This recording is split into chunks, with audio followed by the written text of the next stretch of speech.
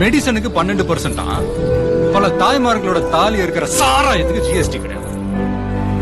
மெர்சல் மூவியில் இந்த particular GST dialogue ரொம்ப கான்ட்ரவர்ஷியல் ஆச்சு.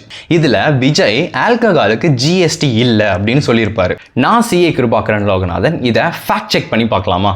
2017 இன்ட்ரடியூஸ் பண்ண ஜிஎஸ்டியில் செக்ஷன் 9 கிளாஸ் 1 தான் வந்து கோர் சார்ஜிங் செக்ஷன். இதில் ஆல்கஹால் ஃபார் ஹியூமன் கன்சம்ஷனை ஸ்பெசிஃபிக்காக எக்ஸ்க்ளூட் பண்ணியிருக்காங்க. ஒரு விஷயம் கிளியர், தட் ஜிஎஸ்டி ஸ்கோப்பில் ஆல்கஹால் இல்லை. பட் எதுக்காக ஜிஎஸ்டியிலிருந்து ஆல்கஹாலை எக்ஸ்க்ளூட் பண்ணியிருக்காங்கன்னு தெரிஞ்சுப்போம்.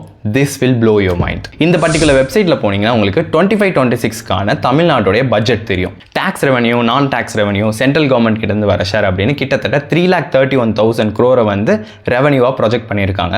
இந்த அமௌண்ட் ப்ளஸ் கவர்மெண்ட் வாங்குற கடனை வச்சு தான் வந்து நம்ம ஸ்டேட் தமிழ்நாடு வந்து ரன் ஆகுது. இந்த இன்ஃபர்மேஷன் இருக்கட்டும், நான் இன்னொரு ஆர்டிகல் படிக்கிறேன். அதாவது இயர் அண்ட் 2025ல் லிகர் ப்ரொடக்ஷன் அண்ட் சேல்ஸில் மட்டுமே கிட்டத்தட்ட 48,000 டேக்ஸ் ரெவன்யூ வந்து தமிழ்நாடு கவர்மெண்ட் கலெக்ட் பண்ணியிருக்கு. அதில் 37,000 crore வந்து சேல்ஸ் டேக்ஸும் 11,000 crore வந்து எக்ஸைஸ் டியூட்டியாகவும் கலெக்ட் ஆயிருக்கு. இந்த 48,000 crores-யும் நம்ம டேக்ஸ் போர்ஷனாக அஷ்யூம் பண்ணிக்கிட்டு கரண்ட் இயர் தமிழ்நாடுடைய ஓவரால் பட்ஜெட்டட் ரெவன்யூவோட கம்பேர் பண்ணும்போது அதோடைய ப்ரொப்போர்ஷன் ரொம்ப சிக்னிஃபிகண்ட்டாக இருக்குது. கரெக்டாக இந்த சிக்னிஃபிகண்ட் டேக்ஸ் மணியை தமிழ்நாடு மாதிரி மற்ற ஸ்டேட் கவர்மெண்ட் வந்து சென்ட்ரல் கவர்மெண்ட் கிட்ட ஷேர் பண்ணிக்க விரும்பலை. பிகாஸ் ஒன்ஸ் ஒரு ப்ராடக்ட்டோ சர்வீஸோ ஜிஎஸ்டி ஸ்கோப்புக்குள்ளே வந்துருச்சுன்னா அதுலேருந்து வர டேக்ஸ் ரெவன்யூவை சென்ட்ரல் கவர்மெண்ட்டோ ஸ்டேட் கவர்மெண்ட்டோ ஈக்குவலாக பிரிச்சுப்பாங்க.